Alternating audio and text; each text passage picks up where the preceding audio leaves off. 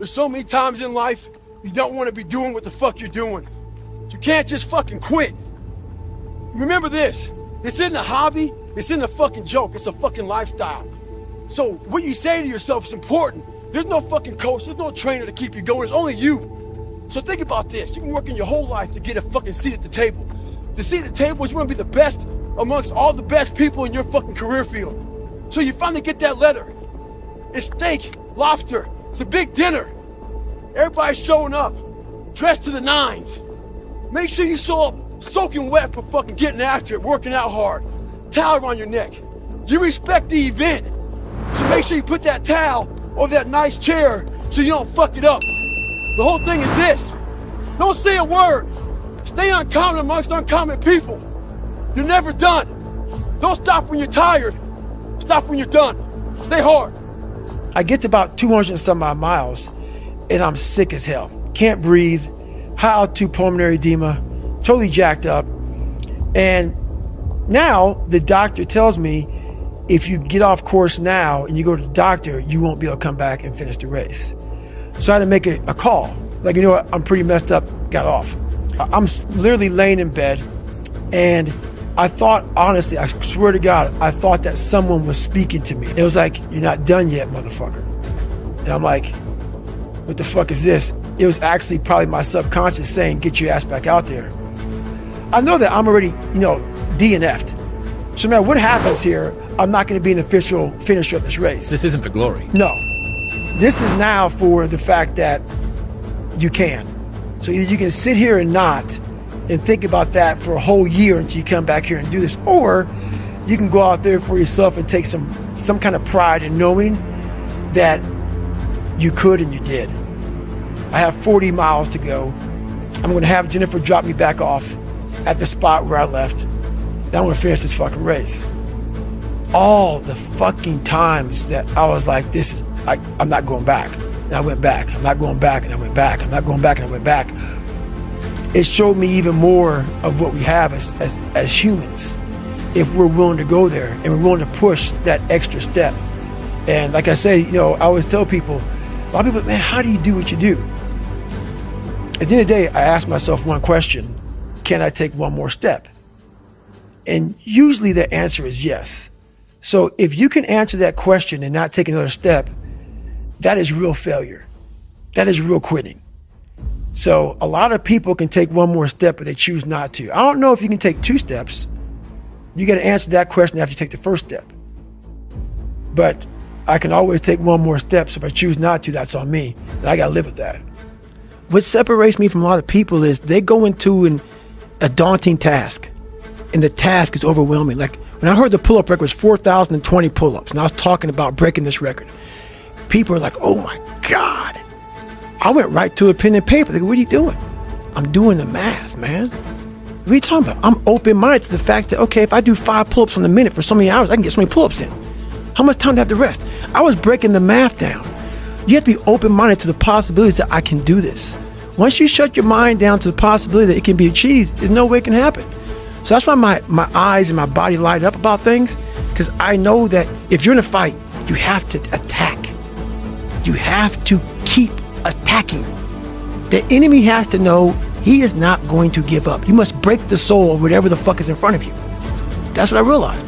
I was never breaking the soul of anything in front of me. So that's why I came up with the thing called Taking Souls in my book.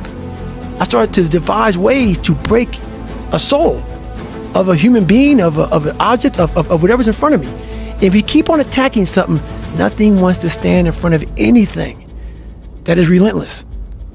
Nothing. At mile 70, man, it was torturous.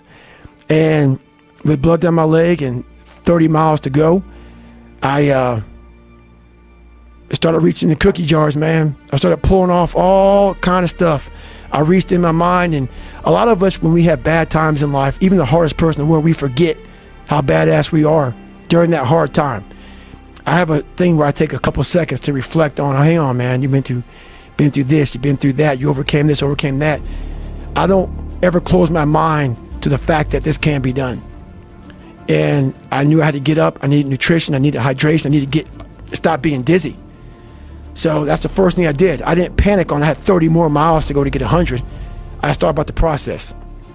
Slowly but surely, I was able to stand up, and I was literally hobbling around this track, just walking, no running at all. I couldn't run. My feet were in the worst pain. This is the worst pain I've been in my entire life. Nothing in any training is even comparable to this last 30 miles. And what happened was, my ex-wife looked at me and she's like, man, we agreed I'm not gonna make the time. I was going way too slow. And at that time, at mile 81, something clicked that I'll never probably be able to do again, when my mind, body, spirit, soul, everything just connected. And my mind knew I wasn't fucking around anymore. It knew I wasn't gonna quit. It knew that guy was dead and buried and gone. And I was gonna die out here on this fucking one-mile. For whatever reason why, I was gonna get through this motherfucker. I didn't give a damn. It made no, there was no fucking crowds. There was no trophy at the end. I wasn't even in a race in my mind. It was nothing. It wasn't about nothing. There was no nothing. It was a bunch of people who didn't know who the fuck I was, and it was me against me. And I used all these different dark places to start bringing out light and just fucking going deeper and deeper. Ended up running the next 20 miles. I ran 101 miles, and I ran the next 20 miles, at about a 10:30 pace. And I did 101 miles in 18 hours and 56 minutes. I built Goggins from the ground up. I was born David Goggins. David Goggins wasn't good enough. He was a scared, bullied, abused kid who struggled in life. And that kid, whenever something got tough, no matter how hard I trained, no matter how ready I was, David Goggins, the real David Goggins, would come out and he would quit. So I realized this over a period of time. So I had to build Goggins. And in that process, I had to go back to that mental lab. And that mental lab is at scratch. That mental lab is in that trained humility. And so that's where I get better. I get better when I'm digging holes in the ground, when I'm waking up early knowing I don't have to do these things. That's where I get better. So it's important to stay hungry. It's important to stay hungry, but it's important more to stay humble within that hunger. So while you're hungry, a lot of people are hungry, but humility is everything. I always fix the things on the surface. So if I couldn't read and write, I learned to read and write. I would always fix these things on the surface level. And so whenever something hard would raise its ugly head, I didn't have any kind of tools to handle it. I'm like, man, I thought I fixed this already, man. But no, I didn't go deep into the dungeon of my soul to say, okay, what is making you a quitter? What is making you a weak man? What is making you afraid? And so that's why I kept on quitting and going back to start, or not knowing how to get through hard times. And that's why I always tell people, I'm not a theorist. I didn't study, I didn't study a fucking book. I literally put myself in a fire repeatedly, like a sword. You put a sword in the fire repeatedly and repeatedly. If you keep on doing that, you're gonna get a nice sword. And then you keep on beating it. You gotta beat the shit out of it. And that's what I am. Yeah. I became that. I said, okay, we can't quit. We gotta figure out why you are this pussy. Why are you this pussy, man? What is wrong with you? What's going on here? So I kept on putting the sword back in the daggone fire, and I just beat it harder. And I beat it harder. Before I knew it, I started realizing, all right, man, the brain is starting to get hard. The brain is starting to get hard. I'm no longer a theorist. I'm now a practitioner. I put it in hell. I dissected it while it's in hell, because you can't dissect anything in a normal environment. You can't dissect anything in 72-degree weather. You must put it in the fucking freezer and freeze the fuck out of it. And then you dissect it. Dissect it when it's miserable. Dissect the brain when all it's thinking about is, I need to get out of here, man. I want to get out of the fucking freezer. Open the door. And you said, nah, 5 more seconds, man. 5 more seconds in the freezer. And that's when you start to pick that brain apart. And that's what all this stuff did to me. I kept on putting myself back into the freezer or the fire and beating the shit out of myself, mentally and physically. Before I knew it, this is what happened. Hell Week's 130 hours. And 130 hours is a lot of seconds. A lot of fucking seconds. And if you lose, let's say you win every second but one, you lost. It only takes 1 second for you to lose the whole thing. You're in a situation where life is sucking. Let's say you're in extreme cold water and your life is flashing before your eyes. Every time that wave goes over your head, your thought process is, I gotta get the fuck out of this water. And you're in Hell Week. And you're hour 1 of 130 fucking hours. It's all fun and games, okay? Because at the beginning of Hell Week, the guns are going off. It's like a pep rally. So you're fucking hyped up. And your boys are linked arms and you're getting sprayed. And it's like a fucking pep rally. But then what they do is they shut that shit off. They shut it off. All that hoo-yah, all that hype, it gets real quiet. And they march you out to that surf zone for something called surf torture. And it's that water, that Pacific Ocean is cold as shit. So no more pep rally. You're now in your head. You're linked arms with, your brothers beside you. You don't know if they're going to be there long or not. You don't care. You think about yourself.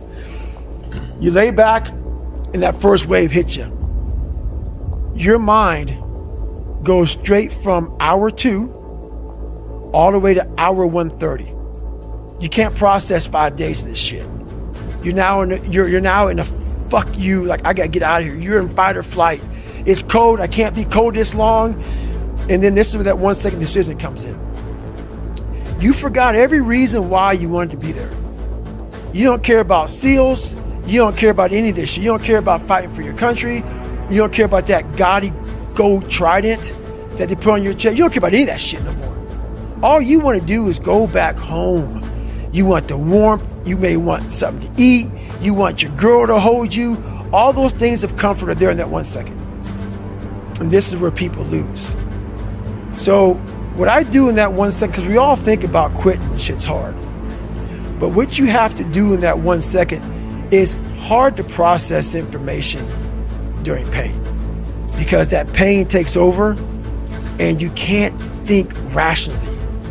You're thinking about fight or flight, save yourself. That's not a rational thought. It's not a thought that's going to get you through hard times. Most people fail that 1 second. So what happens, what I do in that 1 second, and there's a bigger process to all this, but in that 1 second, so I physically stay in the water, but mentally, I'm on the fucking beach with the fucking instructors. And the instructors, it's cold outside, so they got these parkas on. They got their cup of fucking Joe, and they're warm because they've already been through it. So now it's your turn to go through it. So mentally, I get back with them. I'm still in the water physically, but mentally, I'm back with them. I'm chilling. I got my parka on, and now I'm thinking logically because I'm warm now. Mentally, I'm warm. I've taken that 1 second. Let's not quit yet, Goggins. Let's fucking think about your options. Where are you going to end up if you quit this shit? Where are you going to go? What are you going to say to yourself? Because you know you're going to get warm. The second you get out of this water, you can take a shower and you could be warm. And in 5 days, you could be out. So I start thinking logically. I calm my brain down because your brain just wants to get the fuck out. Ring the bell, put your helmet down, get warm, and then you're really fucked. And these are the things you have to think about in the 1 second decision. So that's what that's all about. It's about gaining control of your mind, putting things back in the proper perspective, and then saying, I really do want to be here. And I'm going to have a bunch of these 1 seconds through this 130-hour journey. And I have to learn to control these. Because if I fail one of these 1 seconds, I will not be a SEAL. I will not be a doctor. I will not be a lawyer. I will not be whatever the fuck it is. So that's how important that 1 second decision is. It's all about your mind takes control of you. You have to say, fuck you. I run this motherfucker. And that's what that's all about.